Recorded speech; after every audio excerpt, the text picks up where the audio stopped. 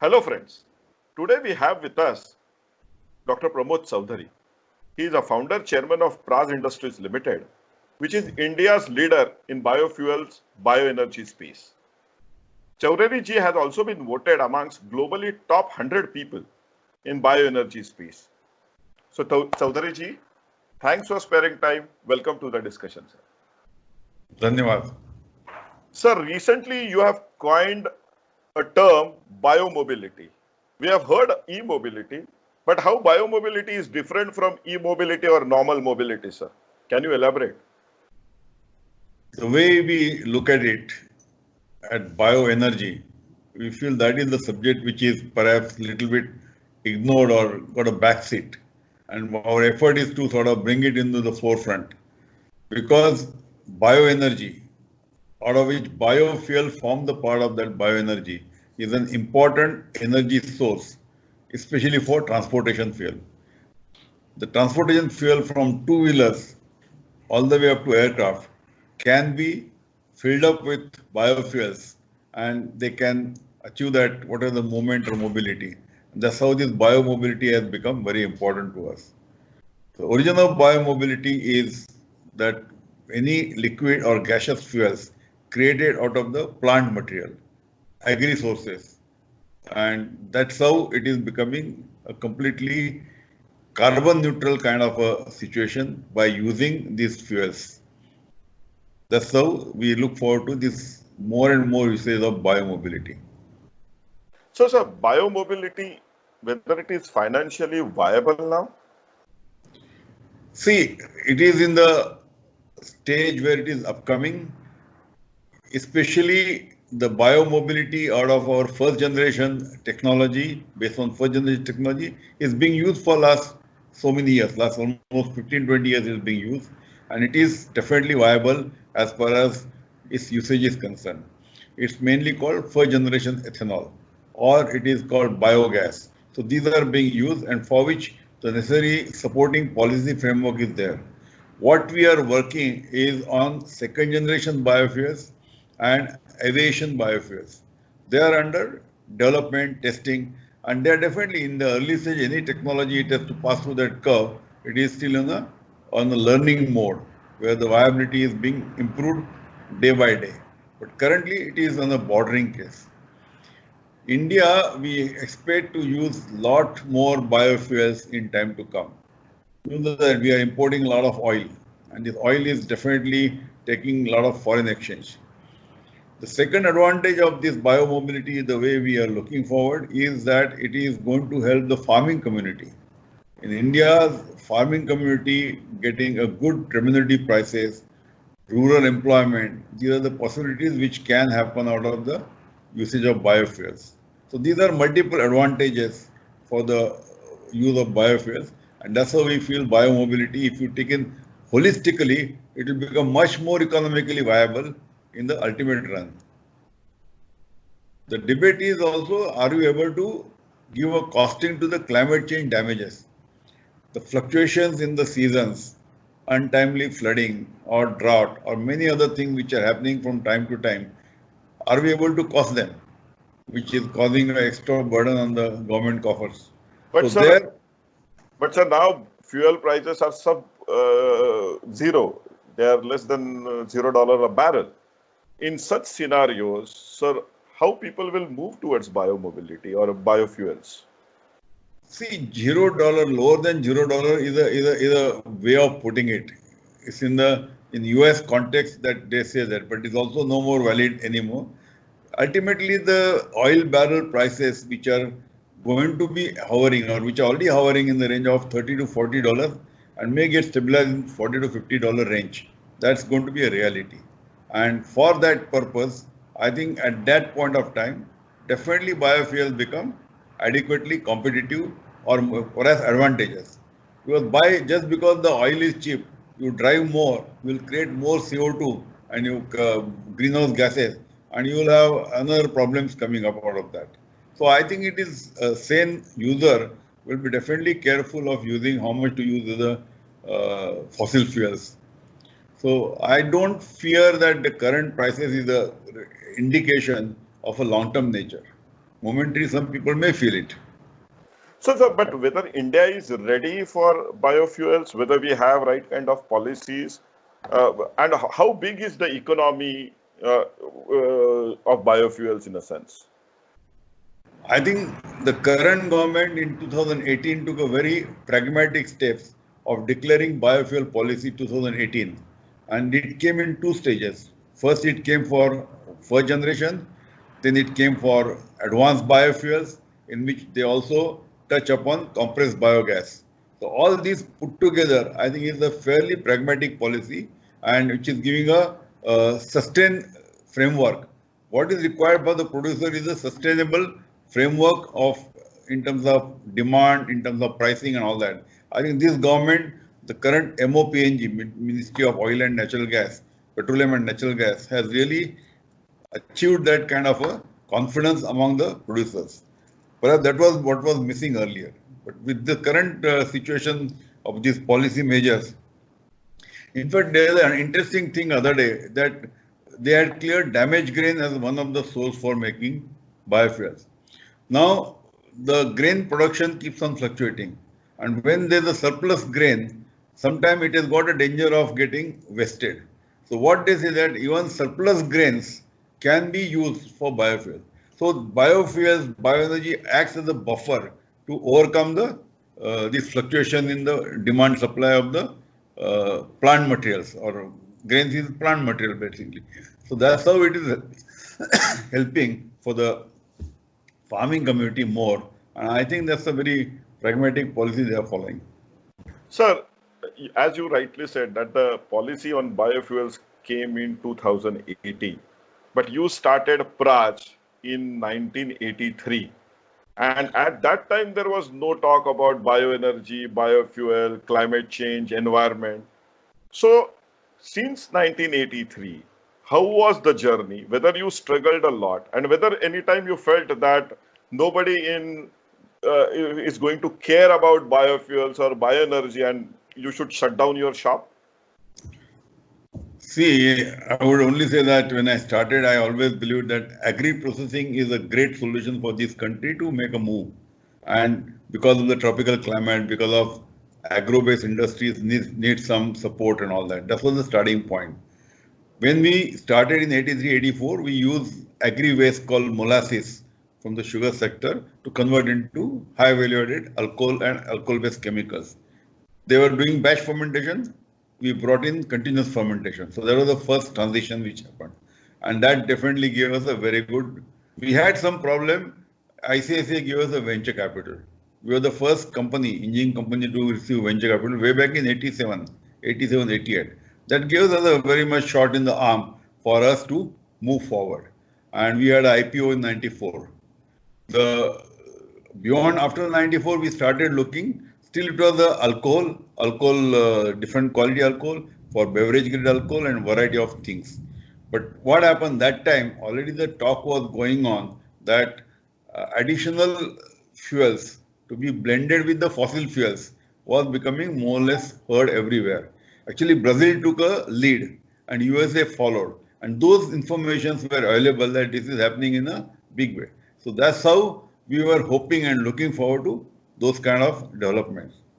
We had a tough time. We had a tough time in 87, 88 before receiving the venture capital. We had a tough time in 98, 99 because of the meltdown of Southeast Asia, Asian countries, ASEAN countries. There was a currency crisis. Right. We had already started exports in the Philippines, Indonesia, Thailand, but there was a meltdown. So that was a second setback. But then by 2000, we were ready to offer fuel ethanol as against the normal alcohol for blending with petrol or gasoline. And luckily, I can say that there is some point of luck also gives support when you are having some kind of optimism. Indian government led by Atal Bihari ji, they believed that for Swadeshi Indhan, to reduce the imports or reduce the dependence on the foreign oil, they wanted to introduce Swadeshi Indhan. And that's where they thought biofuels, ethanol will be a blessing in disguise. And we took a lead. We are ready with the technology. We offered, we made demonstrations, we made presentations. All those things helped. that that government launched a pilot program on, it was I think 1st of January 83, to run in 9 states at 5% blending. And that program was fairly successful. It ran for 1.5 years. And we had played a very important role at number of pockets in Meerut depot, Manmad depot, in North India, some other depots. And I think that was very convincing to the bureaucrats and the politicians that this is a good solution for blending with petrol. Unfortunately, it took another 4-5 years before 2009 they come with a new policy, because this was only up to June 84. 84 the government changed. The new government looked at this seriously. They could do something in 2009. And again, it got into some slow track, but it started moving. 2014, again, the new government came. So it had been by and large, depending on the government's approach towards this. So sometimes it gets the forefront, sometimes it gets the backseat. And that has been one of the reasons why we feel that it has to be brought to the notice of the corridors of power, that this is not to be taken lightly. It is a long-term permanent solution to be self-sufficient, and that's where this biomobility is very, very important. You don't have to depend on foreign batteries, or not to depend on creating electricity out of burning coal. It is totally self-sufficient from end to end. You can have homegrown material, feedstocks, you got homegrown technology, you got farming community to supply the waste, biomass waste, and you can convert that into ethanol, which can be blended by the oil companies at different points. So, sir, important, one more point I want to make, that this is another important thing, is that this can be used into vehicles used in agri machinery or mining machinery also. So there, closer to the point of generation, they can be consumed. So you can imagine the benefits of reduction in the carbon footprints. As it is the carbon neutral, because this comes from the plant, and you know that plant absorbs CO2. So it's a neutral cycle. So I think from all that angles, this has got number of benefits. So, sir, you said that farmer will get heavily benefited by this biofuel, bioeconomy. The Prime Minister Narendra Modi is already talking about doubling income of farmer. So, sir, if farmer gets into this sector, how much benefit he will get in terms of actually growing his finances or growing his income? See, we have seen that he gets an additional income of about 2,000 rupees per acre per year. That's one thing directly. That calculations are there for using the biomass, collecting the biomass and this thing. It also gives rise to rural employment. Because to collect that biomass, there's either you can use machinery, you can deploy. It can also give the entrepreneurship. You have seen that small entrepreneurs coming and getting developed for collection of the biomass. So this is definitely a cycle cutting across variety of stakeholders. As I say, rural entrepreneurship, rural employment, and farmers getting benefit. That is the way it is possible. Climate change benefits are there. So you said about climate change, sir. Now in month of December, January, when large number of farmers actually burn their stocks in the farm, and because of that there is a huge pollution problem, especially in the northern part of country. Yes, so yes. Do you think that this is a solution for those kind of problems? Yes, exactly. That was actually how it whole thing got a push for the second generation technology. It's called second generation or advanced technology, where you burn or where you convert the biomass into fuels, liquid or gaseous. So both the technologies now are available from Praj, and I think they are definitely helping to convert this waste material into value-added biofuels. And that will divert the entire biomass. Instead of burning in the field, it will get value. Farmer gets the value. He will definitely spare and divert it for. So just now we are putting up a plant in Panipat. First plant, one plant is coming for Indian oil company in Panipat. One more is likely to come in Bathinda. Like that, there are plants in that sector, that side, are being put up to bring the confidence of the general public and the farmers at large. I think it's a matter of a couple of years more, and by 22, we should have this entire technology established, and more plants will come up. Just now we are putting up one in Panipat, one in Orissa, and like that we are putting up some plants. So you are talking. Praj is I am also aware, sir. Praj is putting up multiple plants in this country, sir. And what is your global footprint now? In how many countries you have plants? We have reached out to almost 75 countries, and we got very many installations, right from Australia to Peru, along the land side. We have got installations. We did a good program in Colombia. Colombia's 100% biofuel production is based on Praj technology. We have put up the plant in Europe, in UK, Germany, Belgium. So they accepted our technology. Africa, in Kenya, in Uganda. So practically all 5 continents we have got references, and we derived a reputation of quality in terms of technology advancement, in terms of cost of production, and so on, so many things. So that's how we have been recognized as one of the global leaders in this field. World's 8% production roughly comes from our technology, biofuel production. And that's how the whole thing is there. We set up a very advanced R&D center way back in 2008, which is working on advanced biofuels. And now our next program is to go for renewable chemicals.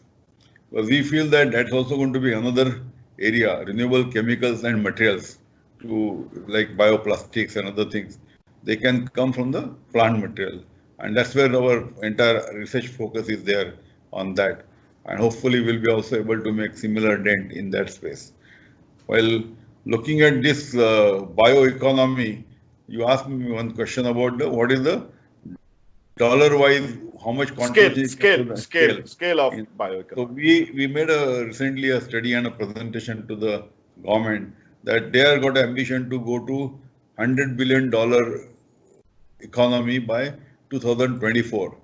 And we have taken given the indication that 25 to 30% of the economy will come from this sector of biofuels alone, so which is quite substantial. Only thing is, somehow it is to do with the agri, and unfortunately agri-based development are not as glamorous as other things which happen in the urban areas. So somewhere we are trying to increase that awareness that this will be one of the long-term solutions for India and it should be taken seriously. So I think 25 to 30 billion dollar business by 2024, 2025 should be a reality. And following which we also will have these renewable chemicals and materials. I think it got a tremendous scope that we're not counted. Even there, the other thing is happening. Cellulosic textiles are becoming common. Instead of depending on cotton textiles, the cellulosic textiles also cellulosic fibers are also becoming important.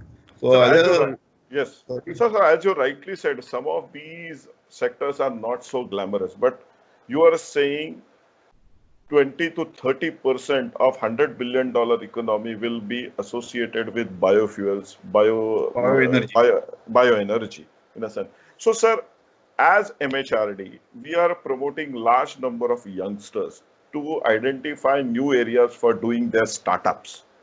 So, sir, which kind of startups will be relevant in this bioenergy field? Where the real opportunities are, sir? It's a good question. In fact, we are looking at these developments of biomaterials, biochemicals, and those can be very important. Decentralized manufacturing of biofuels. In fact, we want to have lesser footprints. If somebody can really work and develop a process to process this biomass at the field level in the farm, so that you don't have to collect biomass and bring it to the instead of that you create a biocrude. That's my dream. Create a biocrude, and then you bring those dumps of biocrude to a central processing unit like a biorefinery. Right. Like petroleum refinery, we will have biorefinery, and instead of bringing the biomass, we bring the biocrude. And if your young people who can really apply their mind, and you can declare that how we can create a biocrude which will be, I think, very, very exciting for the country and for the industry also. So, sir, I think let's stop on this very exciting note. I think large number of youngsters, especially who are in bio area, wanting to get into entrepreneurship, will explore this biofuel, bioenergy kind of path. One more, I just want to give a Yes, lead of this path. yes, This sir. is coming under industrial biotechnology. Yes, yes, See, just now pharma biotechnology, and because of corona and all that, the again focus is there. Again, a lot of glamour is there. That is biopharma, healthcare, life sciences. right, The other one is agri-bio, which right, sir. is seeds, hybrids, and genetic modification, and all those things is the second block. The third block is bioinformatics. Right, sir. Is the offshoot of IT industry. And the fourth block is industrial biotechnology. And where we are specializing. And industrial biotechnology is very, very interesting, which is getting a mixture of biotech, chemical engineering, and mechanical engineering, all three put together. They are blended together to create a industrial bioproducts. And I think that's where it should be given and positioned or brought to the notice. So we welcome that MHRD can do some more work in this area. We'll be more than happy. So, Thank sir, it you. was pleasure talking to you. Thank you very much, sir. Thank you. Goodbye.